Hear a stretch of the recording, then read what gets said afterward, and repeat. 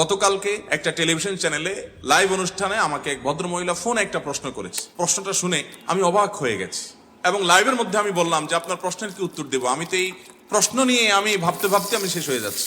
ভদ্রমহিলা প্রশ্ন করে বলছেন যে আমার স্বামী আমাকে অনেক কষ্ট দেয়, অনেক আমার হক নষ্ট করে। সে বাহির থেকে আসে, এসে মোবাইল টিভি রিমোট নিয়ে বসে, আমার দিকে তাকায়ও না, জিজ্ঞেসও করে না, অসুখ বিসুখ খেলাম কি মরলাম দেখা দেখি নাই, আমার কোনো হক সে আদায় করে না। আমি নামাজ পড়তে গেলেও সে ডিস্টার্ব করে। শেষ পর্যন্ত আমার নামাজ যেতে অসুবিধা হয়, সে 2টা 3টা পর্যন্ত নানান গুনাহের কাজে লিপ্ত থাকে। তো আমার অসুবিধা হয় দেখে আমি যখন তাকে রিকোয়েস্ট করি যে আমার নামাজের সময় অন্তত আমাকে একটু নামাজটা পড়তে দাও, তখন সে বলে তুমি আরেক রুমে গিয়ে শো। তো ভদ্রমহিলার প্রশ্নের বিষয় হলো, বলতেছে হুজুর আমার জানার বিষয় হলো এই যে আমি আরেক রুমে গিয়ে ঘুমালাম, এতে কি আমার স্বামীর অধিকার নষ্ট করলাম কিনা। আমি বললাম সুবহানাল্লাহ, এত জুলুমের মধ্যে থেকে একজন মুসলমানের চিন্তা হলো যে আমার দ্বারা কোনো জুলুম হচ্ছে কিনা, আমার দ্বারা তার কোনো অধিকার নষ্ট হচ্ছে কিনা, এর নাম মুসলমান। এটা হলো খাঁটি মুসলমানের আলামত।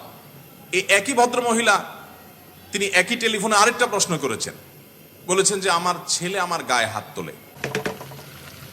ভয়ঙ্কর একটা ব্যাপার, যেখানে যেখানে মা বাবার সামনে শরীরের ময়লা ধুলাবালি ঝাড়ি দেওয়াটাও রীতিমতো তাদের প্রতি অবাধ্যতার সামিল, গুনাহের সামিল। কোন কোন সাহাবী সেই মন্ত্রী বলেছেন, সেখানে মার গায়ে হাত তোলে এক কুলাঙ্গার সন্তান। তো তিনি বললেন যে আমাকে প্রচন্ড আঘাত করার পর আমি খুব কেঁদেছি কষ্টের চোটে। যেহেতু কষ্ট হয়েছে সেজন্য আমি কাঁদলাম। আমার কাঁদার কারণে আমার সন্তানের কোনো ক্ষতি হবে কিনা হুজুর, এই হলো প্রশ্ন।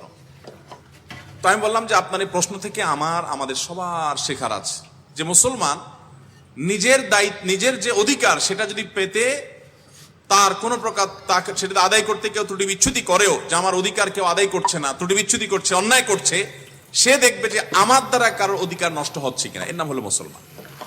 আমরা আজকাল সবাই অধিকার সচেতন কিন্তু কর্তব্য সচেতন না।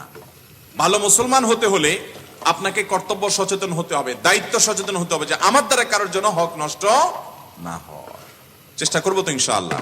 আল্লাহ তাআলা আমাকে আপনাকে আমাদের সবাইকে এটি মেনে চলার তৌফিক দান করুন। এই একটা আরজ আমি রাখলাম আজকের মাহফিল থেকে। আমরা প্রত্যেকে সাথে এই জিনিসটা নিয়ে যাই যে এখন থেকে আমি কারোর কষ্টের কারণ হবে না। সেটা আমার বন্ধু বান্ধব হতে পারে, প্রতিবেশী হতে পারে, মা বাপ তো বটেই, সেটা স্বামী স্ত্রী হতে পারে, সেটা আমার অফিসে কলিগ হতে পারে, পথচারী হতে পারে, বাসে আমার পাশে সিটালা হতে পারে। আপনি দেখবেন যে ওই যে চেয়ার কোচ বাসগুলোতে যদি চড়েন অভ্যাস থাকে কারোর, তো দেখবেন প্রায় সময় কেওয়াজ বাদে কি হয়েছে, একজনের সিট ডাউন করে দিছে, একটু বেশি ডাউন করে দিছে, পিছনে যে সিট আছে তার বুকের উপর পড়ে গেছে সিটটা, তো মারে জোর করে ধাক্কা।